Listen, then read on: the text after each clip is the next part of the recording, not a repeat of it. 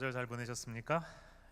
우리 출타하셨던 분들도 있고 또 아직 못 돌아오신 분들도 계신데 우리 잠깐 한번 일어나셔서 전호좌우에 계신 분들 한번 인사하시면 좋겠습니다.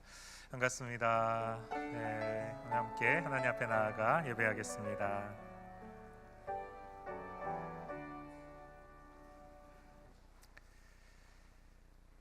우리 한번 함께 하나님 앞에 기도하겠습니다. 하나님 감사합니다.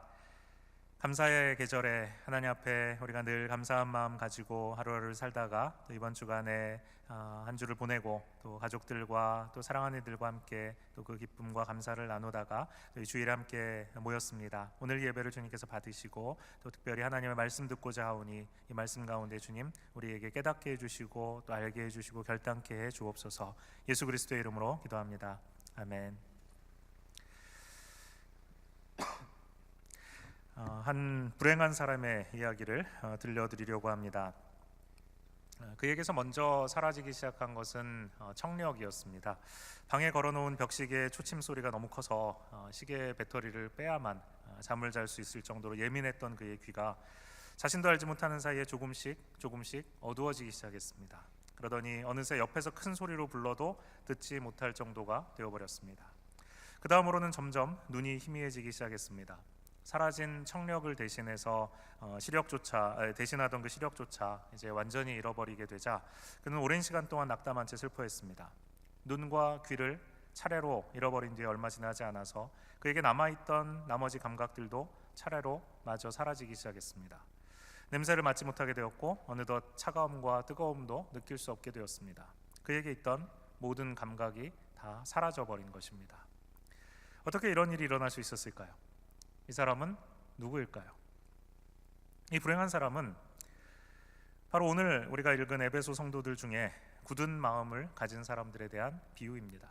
실제로 이런 사람이 있는 것이 아니고 이와 같은 굳은 마음을 가진 자들에 대한 비유인 것이죠. 에베소의 성도들은 한때 이방인이라고 불리던 자들이었습니다. 이들은 하나님의 사랑도 은혜도 알지 못하는 죄와 허물로 죽은 자들이었습니다. 이방인으로 살아가던 그들은 하나님의 영광을 볼 수가 없었고 또 하나님의 영광을 볼 수 없었기 때문에 하나님을 찬양할 수도 없었습니다. 그리고 그들의 마음이 굳어져 있었기 때문에 하나님의 그 따스한 사랑도 느낄 수가 없었습니다. 그들의 심장은 대리석처럼 딱딱해져서 하나님에 관한 것, 거룩하고 참된 본래적인 그 하나님의 아름다우심에 대해서는 아무것도 느낄 수 없도록 무감각해진 상태가 되어 있었습니다. 가끔 그들의 심장이 뛸 때도 있었습니다. 가끔 그들의 심장이 뛸 때는 세상의 무가치한 것들에 대해서 그들의 마음속에 욕망이 채워질 때 그들은 그들의 심장이 잠시 뛰는 것을 느꼈습니다. 쓰레기 같은 세상의 쾌락에 끌릴 때 그들의 마음이 그들의 심장이 두근거리는 것을 그들은 잠시 느꼈습니다.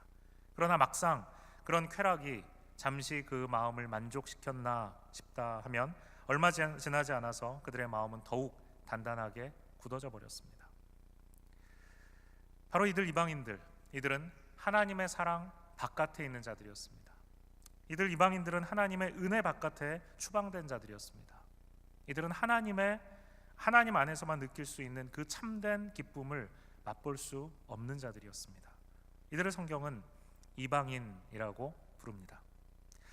이렇게 굳은 마음으로 모든 영적인 감각이 메마른 채 죽어있던 이들을 하나님께서 불쌍히 여기십니다. 에베소서 2장 4절에서 5절 말씀, 우리가 앞서 보았던 말씀을 보면 긍휼이 풍성하신 하나님이 우리를 사랑하신 그 큰 사랑을 인하여 허물로 죽은 우리를 그리스도와 함께 살리셨다라고 이야기하고 있습니다. 그리스도께서 우리를 살리셨습니다. 이방인과 같이 죽어있던 우리, 이방인과 같이 단단한 마음으로 죽어있던 우리, 그런 우리를 그리스도께서 살리신 것입니다. 은혜로 말미암아 우리는 구원을 받았습니다. 이방인이었던 우리의 죽어있던 감각이 되살아날 수 있게 되었습니다. 볼 수 없던 것을 보게 되었고 듣지 못하던 음성을 듣게 되었습니다. 전에는 느끼지 못하던 그 하나님의 자비와 사랑을 이제는 온 몸과 마음으로 경험할 수 있게 된 것입니다. 그렇게 그들은 살아났습니다. 그렇게 살아난 그들, 이제 하나님의 자녀가 된 그들에게 이제 진정한 삶의 목적을 하나님께서는 알게 해주셨습니다. 에베소서 2장 10절 말씀에 이렇게 기록되어 있습니다. 우리의 삶의 목적이 무엇인가? 우리는 그가 만드신 바라 그리스도 예수 안에서 선한 일을 위하여 지으심을 받은 자니 이 일은 하나님이 전에 예비하사 우리로 그 가운데서 행하게 하려 하심이라. 그리스도로 말미암아 이제 우리는 새로운 생명을 얻게 되었다는 것입니다. 그리스도로 말미암아 우리에게 주어진 그 생명을 통해서 우리가 무엇을 해야 되는가? 이제 회복된 그 영적인 감각을 통해서 우리가 하게 되는 것은 무엇인가? 하나님의 사랑을 알게 되는 것입니다. 그리고 그 하나님의 사랑을 느낄 수 있게 되었습니다. 그리고 하나님의 사랑을 경험할 수 있게 되었습니다. 그러함으로 말미암아 우리의 삶에는 이제 본래 우리에게 주어졌던 진정한 삶의 목적이 생겼습니다. 그것이 무엇인가 하면 바로 예수 안에서 선한 일을 행하는 것입니다. 새롭게 회복된 감각으로, 새롭게 갖게 된 뜨거운 심장으로 하나님을 위한 새로운 목적을 위해 살아갈 수 있게 된 것이죠. 이렇게 새로운 생명을 가지고 살아가게 된 우리이기 때문에 이전까지 했던 모든 일들과는 완전히 다른 일을 하게 되고 이전까지 살아왔던 삶과는 완전히 다른 삶을 살게 되느냐? 그것은 아닙니다. 같은 침대에서 일어나고 같은 직장에 가고 같은 집에서 같은 가족들과 살아갑니다. 예수님으로 말미암아 새로운 생명, 새로운 영적인 감각을 회복하기 이전과 똑같이 다시 살아나기 전과 똑같은 일을 하고 있습니다. 그러나 바뀐 것이 하나 있습니다. 하나님께서 그들을 살려주시기 전에는 그들은 자신을 위해 살았습니다. 오직 자신을 위해서, 자신의 만족을 위해서, 자신이 중심이 되어서 자기에게 주어진 일들을 해왔습니다. 그 일들을 예수님을 믿고 이제 새로운 생명을 얻고 나서 우리는 완전히 새로워진 목적을 가지고 자신이 아니라 하나님을 위해서 그 일을 하게 되는 것입니다. 이방인으로 살아갈 때 자기 자신이 목적이었다면 이제 하나님이 목적이 된 삶을 살아갈 수 있게 된 것입니다. 이것이 바로 구원받은 하나님의 자녀의 새로운 삶입니다. 하나님은 그의 자녀들이 하나님과 깊은 관계 가운데 이렇게 풍성한 삶을 날마다 살아갈 수 있도록 우리에게 은혜를 주시고 또 그렇게 살아가는 것을 기뻐하셨습니다. 이 구원의 이야기, 이 새로운 생명을 주신 이야기가 바로 여러분과 저의 이야기입니다. 그리스도 밖에서 이방인처럼 살아가던 우리에게 하나님께서 함께 하시고 은혜 주심으로 말미암아 우리를 하나님의 자녀 되게 해주신 이야기, 우리를 죽음에서 생명으로 옮겨주신 이야기, 이 놀라운 하나님의 사랑의 이야기가 그냥 이 지점에서 이렇게 해피엔딩으로 딱 끝나면 얼마나 간단하겠습니까? 우리가 예수 그리스도를 만났습니다. 우리 하나님의 자녀가 되었습니다. 짠! 그리고 엔딩 크레딧이 올라가는 영화처럼 그렇게 끝난다면 그 뒤는 너무나도 쉬울 것입니다. 그러나 그렇다면 그것은 우리에게 현실적인 이야기로 들리지 않을 것입니다. 실제 그리스도인으로 살아가는 우리의 현실은 이 지점이 끝이 아닙니다. 오히려 이 지점이 시작입니다. 동화가 동화인 것은 백설공주도 또 신데렐라도 인어공주도 모두 그 마지막이 And they all lived happily ever after, 그리고 그들은 영원히 행복하게 살았습니다 라는 것으로 끝나기 때문에 이것이 동화가 되는 것이죠. 백설공주가 자기에게 키스해준 왕자님과 어떤 결혼 생활을 하게 되는지, 신데렐라가 유리구두를 손에 들고 전국 방방곡곡을 다니며 자기를 찾아온 그 왕자님과 결혼해서 어떻게 살아갈지, 또 인어공주는 어떻게 살아갈지 그 이야기를 하고 있지 않습니다. 모든 동화의 이야기는 They all lived happily ever after, 영원히 행복하게 살았습니다 로 끝나기 때문에 그것이 동화인 것이죠. 우리의 신앙생활이 동화라면 아마 우리가 구원받아서 생명을 얻어 하나님의 자녀가 된 바로 그 시점에서, 그리고 그들은 영원히 구원받고 행복하게 잘 살았습니다 로 끝나면서 엔딩 크레딧이 올라가는 영화가 될 것입니다. 그런데 신앙생활은, 여러분과 제가 살아가고 있는 이 현실은 동화가 아니고 삶의 현실입니다. 구원받은 순간 구원받은 그 이후 하나님의 자녀된 우리에게 살아가야 되는 계속적인 도전이 있는 것입니다. 우리가 예수님을 믿고 예수님 앞에서 구원받은 이후의 삶이 우리에게 놓여져 있다는 것이죠. 날마다 거룩해지라는 도전을 우리는 받습니다. 내가 거룩한 것 같이 너희는 거룩해라. 날마다 하나님의 뜻대로 살라는 도전을 우리는 받습니다. 날마다 주 예수님께서 우리에게 부탁하신 사명을 이루라는 도전을 우리는 날마다 받으며 살아갑니다. 날마다 예수님을 닮은 제자로 살아가는 도전을 또한 받습니다. 동시에 사탄의 계속적인 공격을 우리는 받습니다. 이와 같은 영적인 전투가 있는 삶이 예수 그리스도를 믿고 난 이후에 우리의 삶의 현실입니다. 우리 안에 계신 성령께서 주시는 거룩함에 대한 소망이 우리 안에 있습니다. 예수님을 믿는 순간부터 있습니다. 그러나 동시에 우리를 무너뜨리려는 사탄의 교활하고 무자비한 공격이 날마다 계속됩니다. 이와 같은 영적인 전투가 날마다 벌어지는 삶이 그리스도인으로서 살아가는, 하나님의 자녀로 살아가는 우리의 현실입니다. 예수 믿는 그 순간이 끝이 아니라는 것이죠. 구원받은 그 순간이 끝이 아니라 바로 그 이후에 우리에게 있는 삶을 살아가는 시작이라는 것입니다. 에베소의 성도들에게도 그랬습니다. 에베소의 성도들에게 신앙은 현실이었습니다. 그들의 믿음으로 인해 직면해야 될 신앙의 도전이 있었습니다. 하나님께서는 에베소의 성도들이 믿음으로 이 싸움을 싸워서 이기기를 소망하셨습니다. 그래서 하나님이 원하시는, 하나님이 기뻐하시는 삶을 살아가기를 원하신 것이죠.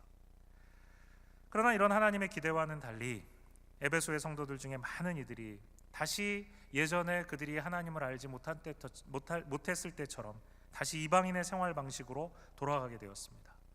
그 결과 이들의 삶의 방식이 어떻게 되었을까요? 우리 19절 말씀을 한번 같이 볼까요? 그들이 한번 같이 읽었으면 좋겠습니다. 그들이 감각 없는 자가 되어 자신을 방탕에 방임하여 모든 더러운 것을 욕심으로 행하되. 감각 없는 자가 되었다는 것입니다. 예수 그리스도를 믿었음에도 불구하고 감각 없는 자가 되고, 예수 그리스도로 말미암아 구원받았음에도 불구하고 자신을 방탕에 방임해서 모든 더러운 것을 욕심으로 행하는 예전의 상태로 돌아가게 되었다는 것입니다.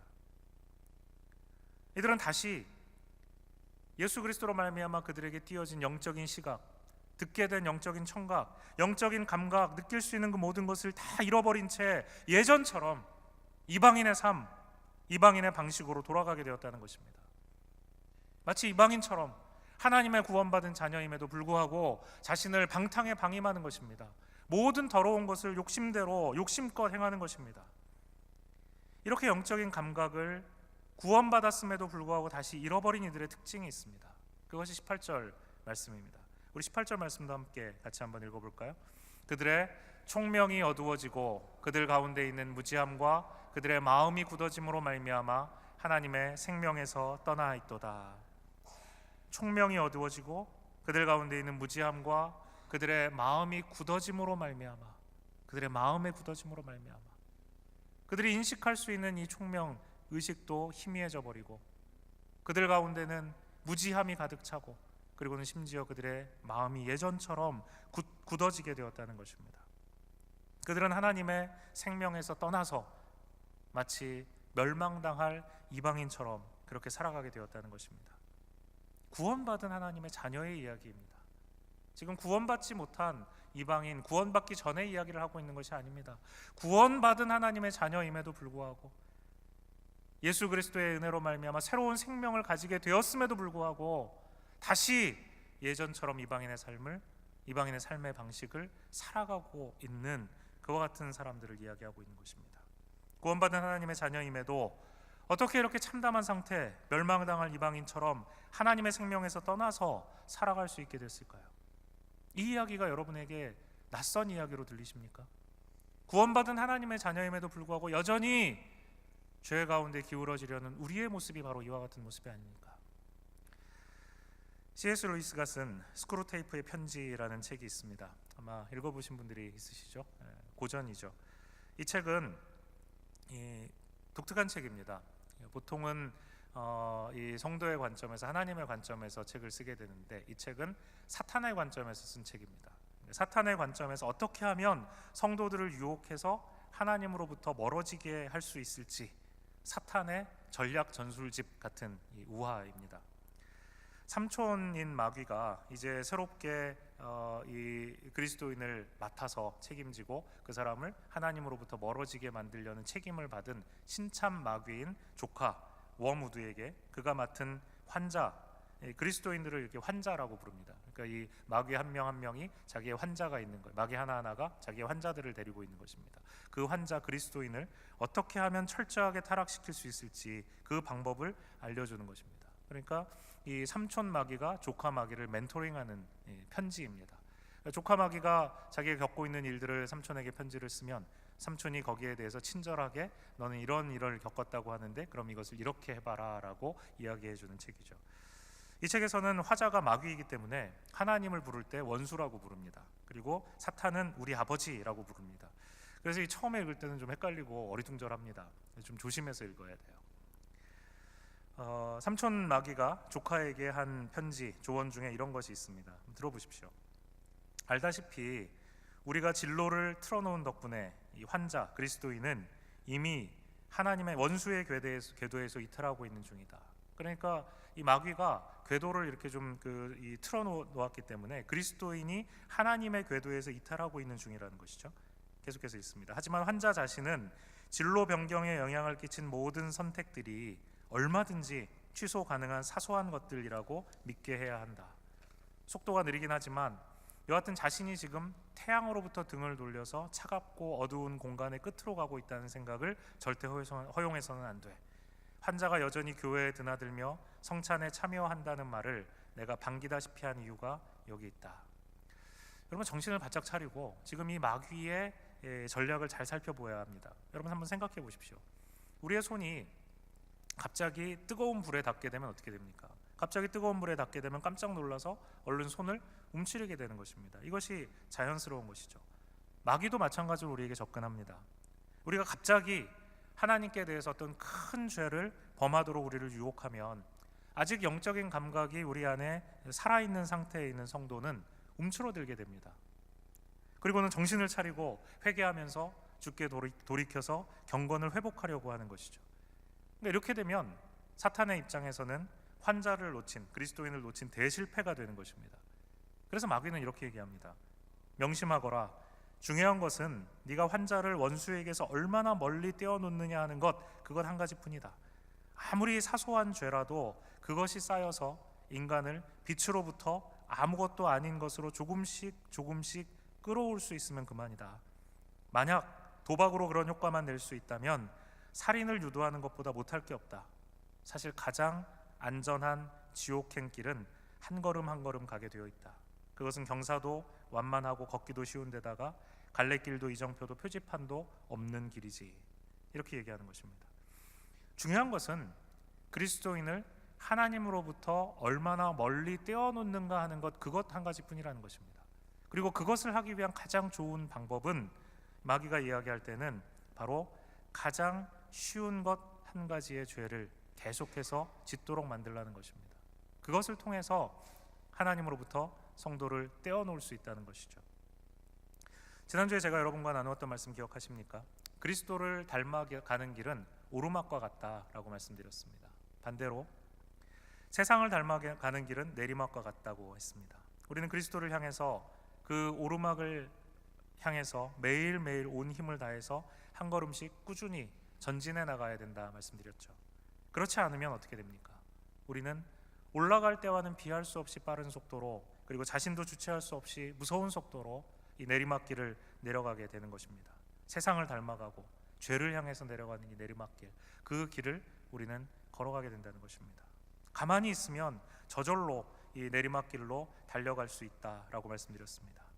근데 여러분, 이 내리막길을 걸어가는 것도 말이죠, 처음부터 너무 빠른 속도로 내려가게 되면 겁을 먹습니다. 아직 우리에게 살아있는 이 영적인 감각 때문에 갑자기 정신을 차리고 회개하는 것입니다. 너무 빠른 속도이기 때문에 정신이 번쩍 드는 것이죠. 그리고는 다시 예수님을 닮아가기 위해서 멈추고 오르막을 다시 올라가기 시작한다는 것입니다. 그래서 마귀의 전략은 무엇인가 하면 우리가 이 하나님으로부터 멀어지는 이 내리막길을 아주 천천히 부드럽고 자연스럽게 내려가도록 유혹하는 것입니다.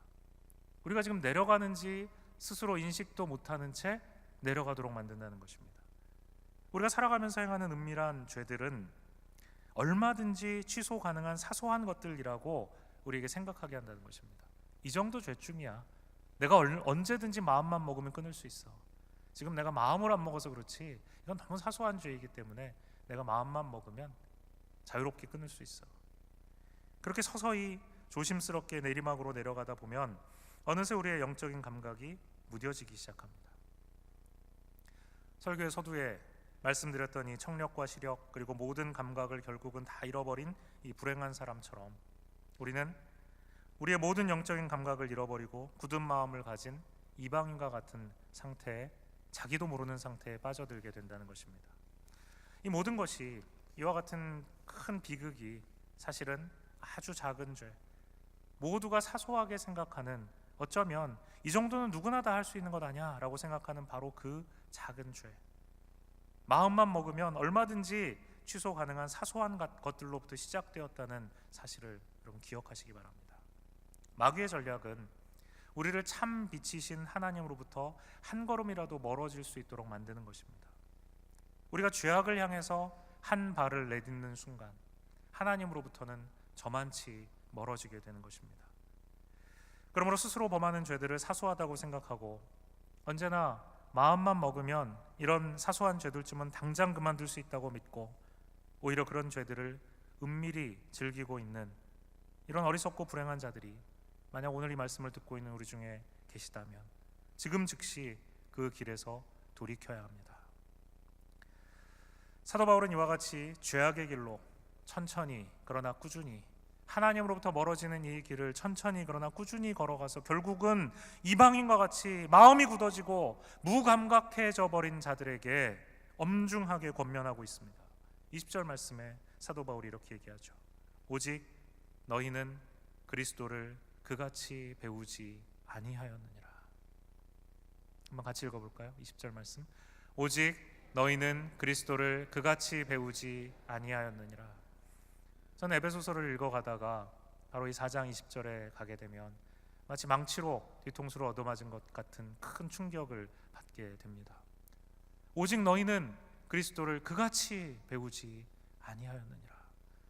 1장에서부터 3장까지 사도 바울이 우리가 어떤 존재였고 우리가 어떻게 구원받았고 우리를 구원하시기 위해서 하나님이 우리에게 베푸신 사랑이 얼마나 크신가 하는 것을 그렇게 애써 설명했습니다.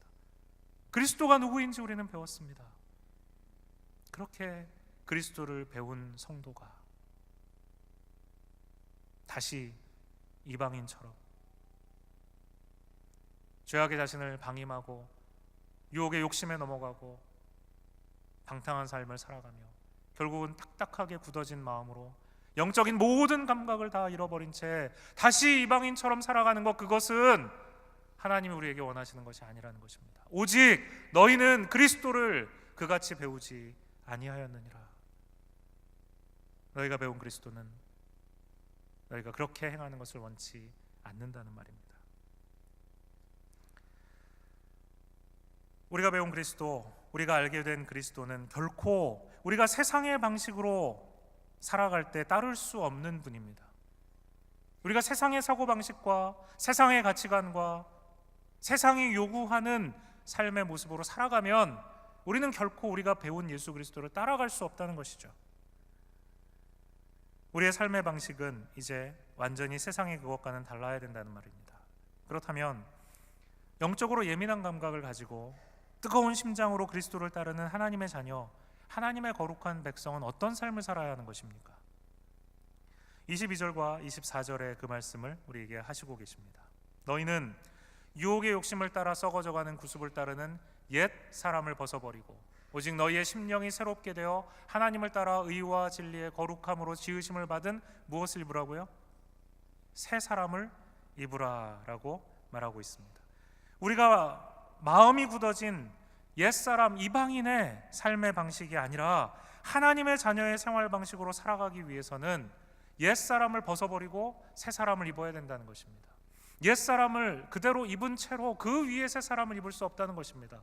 벗어야 입을 수 있다는 것이죠. 옛사람은 그러면 누구입니까?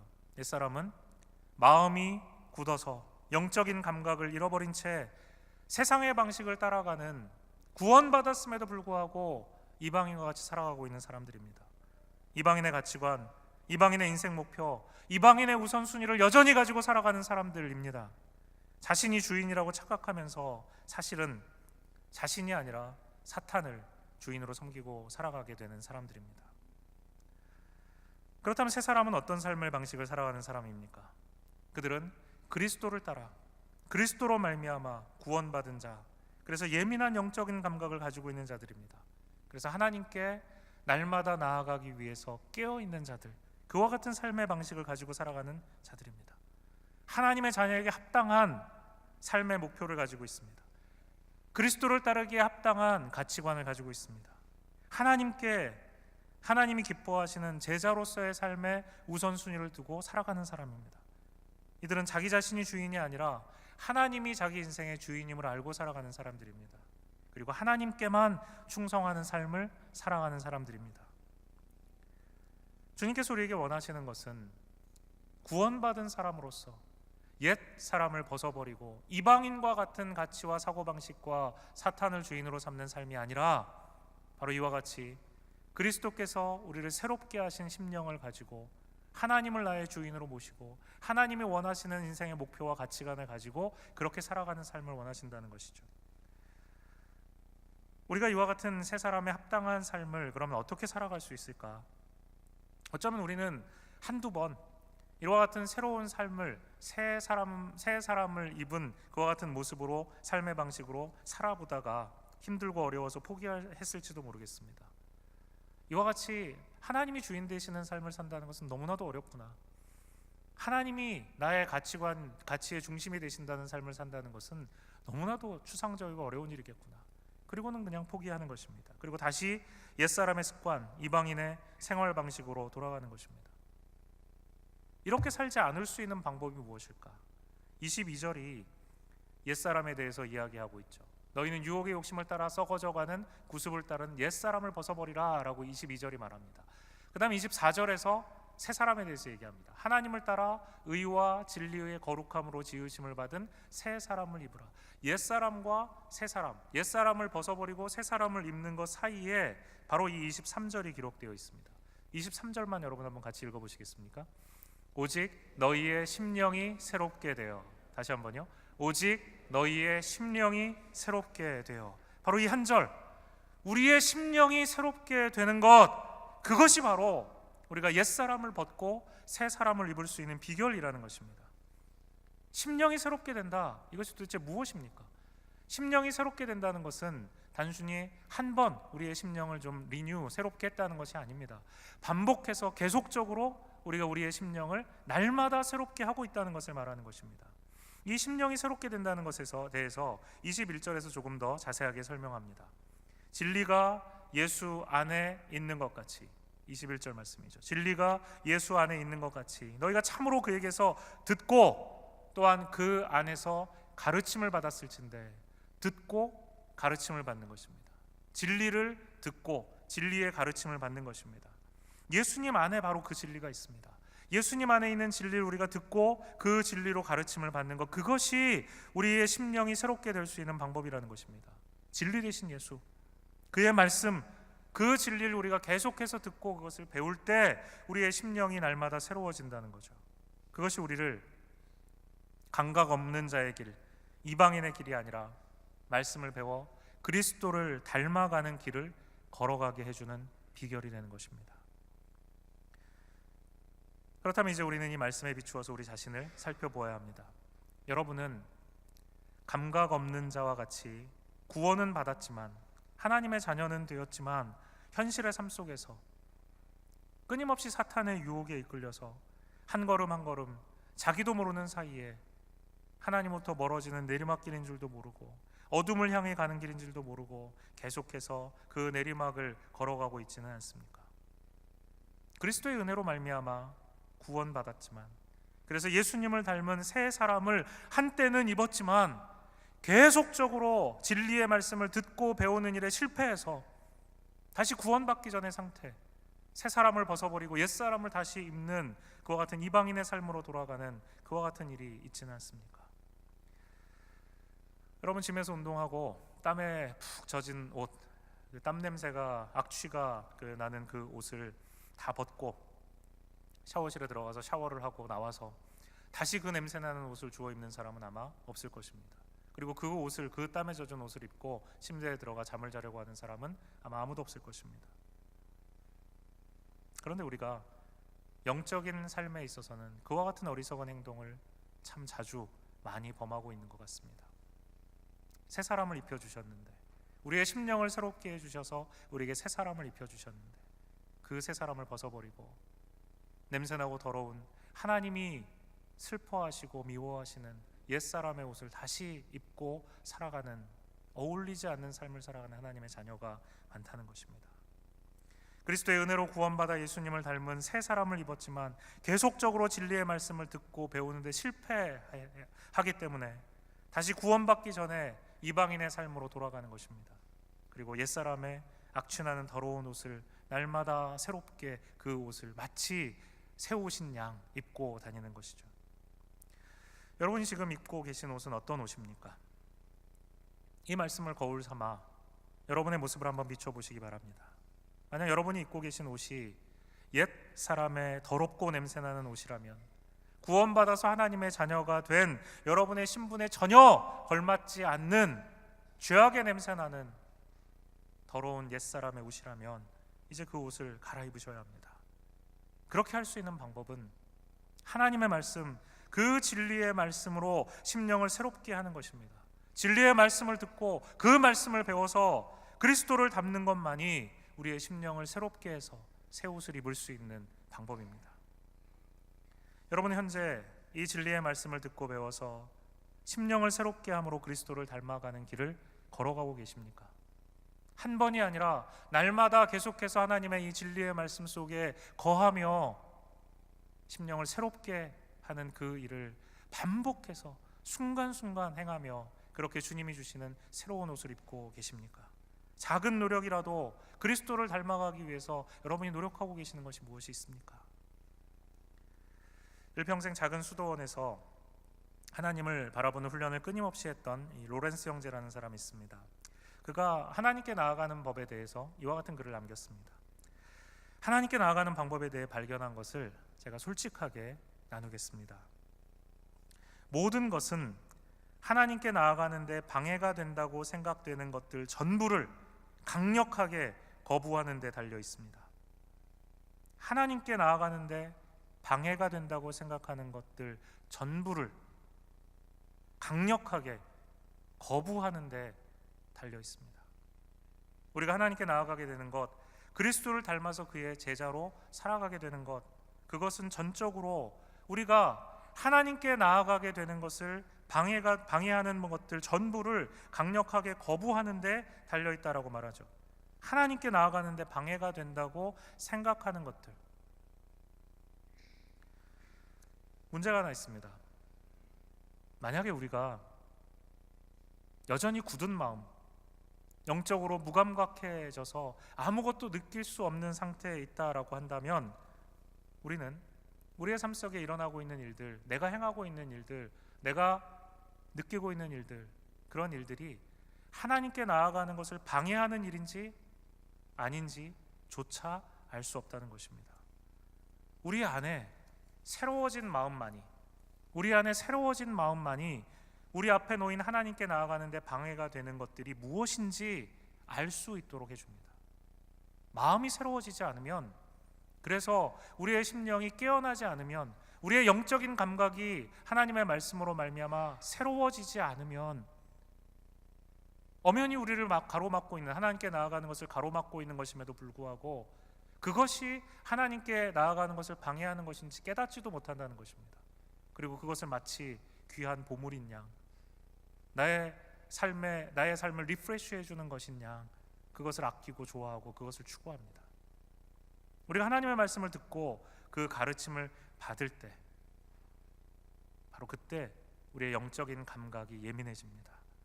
이렇게 영적인 감각이 예민해져야 우리는 이 굳은 마음이 되어서 총명이 어두워지고 무지하여 감각 없는 자가 되어 하나님의 생명에서 떠나 있는 상태를 피할 수 있게 되는 것입니다. 그리고 로렌스 형제가 말했듯이 그것들 전부를 강력하게 거절할 수 있는 것입니다. 여러분, 한센시병, 다른 이름으로 이 문둥병, 이것이 왜 무서운지 아십니까? 이 병에 걸리면 환자는 더 이상 고통을 느끼지 못한다고 합니다. 고통이라는 것은 사실 우리가 할 수만 있으면 피하고 싶어 하는 것이죠. 육체적인 고통 그렇습니다. 또 우리의 심적인 고통도 마찬가지입니다. 그래서 미국만큼 이 진통제 소비가 많은 나라도 없다고 하죠. 작은 통증도 불쾌하게 생각하고 그것을 우리는 피하려고 합니다. 저만 해도 집에도 진통제가 있고 사무실에도 진통제가, 머리가 아프면 얼른 진통제를 먹고 그 통증을 피하려고 합니다. 그런데 우리가 그토록 없애고 싶어하는 이 통증이 아예 만약에 우리에게서 사라진다면 어떻게 할까요? 통증을 느끼지 못하게 된다면. 통증은 사실 우리를 보호하기 위해 존재하는 것이죠. 만약에 우리가 손이나 발을 다친다면, 또 어떤 문제가 생긴다면 우리의 몸을 보호하기 위해서 그 통증이 우리의 뇌로 전달됩니다. 신호를 보내주는 거죠. 다친 부위를 알려주는 것입니다. 어디가 다쳤다고. 또 다친 부위를 억지로 사용하거나 방치해서 더 큰 손상을 막기 위해서 우리의 뇌가 통증을 인식하게 하는 것입니다. 다쳤다는 것을 알게 해서 그것을 이제 치료할 수 있도록 또 도와주기도 하는 것입니다. 그렇기 때문에 고통을 느끼는 것은 하나님이 주신 기본적인 축복 중에 하나입니다. 이 문둥병이 무서운 것은 이 병에 걸린 환자들이 결국 서서히 아무런 고통도 느끼지 못하는 단계에 이르게 된다는 것입니다. 이렇게 되면 어떻게 되는가 하면 환자들은 손을 뜨거운 물에 넣거나 혹은 잘못해서 불에 닿아도 느끼지를 못하는 것입니다. 이런 과정에서 이 문둥병에 걸린 환자들이 신체가 훼손되는 경우가 많다고 합니다. 손가락이 떨어져 나가고 코가 떨어져 나가도 고통을 느끼지 못합니다. 이방인과 같이 굳어진 마음이 되어서 영적인 상태에 감각 없는 상태에 이른다는 것이 바로 이와 같은 상태에 처한다는 것입니다. 태양과 같은 하나님으로부터 우리의 등을 돌려서 어두움의 끝으로 조금씩 다가가면서도 자신의 영적인 상태를 깨닫지 못합니다. 고통을 느끼지 못합니다. 하나님으로부터 분리되어져 나가는 것이 얼마나 고통스러운지 인식할 수 없는 것입니다. 참된 예배의 기쁨을 잃어버린 상태에서 예전처럼 그냥 몸만 예배당에 나와서 예배에 참석합니다. 심지어는 성찬에 참여합니다. 그러면서도 전혀 하나님과 분리되어 있는, 하나님에게서 멀어졌다라는 것으로 인해서 느끼는 고통을 느끼지 못합니다. 영적인 고통을 잃어버린 것입니다. 영적인 문둥병에 걸려 있는 것입니다. 하나님이 아닌 다른 대상에게서 만족감을 찾고 하나님이 주신 것이 아닌 세상의 것들, 그 허접한 것들에게서 진정한 기쁨을 대신하려고 합니다. 그 영혼이 썩어 문드러져 가는데도 고통을 전혀 느끼지 못합니다. 여러분이 현재 어떤 고통도 느끼지 못한다는 것이 여러분이 현재 정상적인 상태, 영적으로 건강한 상태에 있다는 것을 의미하지 않습니다. 어쩌면 여러분은 이미 하나님으로부터 멀어져 있음에도 고통을 느끼지 못할 정도로 심각한 단계에 이르러 있을 수도 있습니다. 나의 부르심, 나를 구원하신 하나님의 목적은 세상을 닮는 것이 아니라 예수님을 닮는 것입니다. 굳어진 마음으로 생명 되신 하나님에게서 멀어져 있다면 이제는 우리를 사랑하시는 하나님께로 돌아가야 할 때입니다. 사탄이 끊임없이 우리를 하나님으로부터 멀어지도록 끌어가려고 할 때 우리의 영적인 감각, 하나님의 말씀으로 우리의 심령을 새롭게 함으로 하나님께로 그 방향을 돌이켜야 합니다. 아직 늦지 않았습니다. 거룩한 그 품에 나를 품고 아낌없이 사랑해 주실 그 주님 앞에 우리 돌아가야 합니다. 이 시간 우리 함께 하나님 앞에 나아가며 기도했으면 좋겠습니다. 조용히 좀 자신의 영적인 상태를 살펴볼 수 있는 시간 되었으면 좋겠습니다. 우리가 정기적으로 건강 진단을 받아야 되는 것처럼, 우리의 몸의 상태를 살펴야 되는 것처럼 우리의 영혼을 살피는 것은 너무나도 중요한 일입니다. 지금 나의 영혼의 상태는 어떠한가? 혹시 영적으로 지금 이렇게 무감각해져 있지는 않은가? 하나님과의 관계가 분명히 틀어져 있음에도 불구하고, 하나님께로 나가는 그 궤도가 지금 잘못되어 있음에도 불구하고 내가 어떠한 감각도, 어떠한 불안도, 어떠한 고통도 느끼지 못하고 있다면 하나님께서 나에게 오늘 기회를 주시는 것이라고 생각하기 바랍니다. 하나님 앞에, 주님, 저의 삶을 돌이키기 원합니다. 옛 사람을 벗어버리고 새 사람의 옷을 입게 해주옵소서. 하나님의 말씀 앞에 나아가 주님의 말씀으로 나의 심령이 새로워지게 해주옵소서. 하나님 앞에 우리 같이 기도하기 원합니다. 여러분 입술을 여셔서 하나님 앞에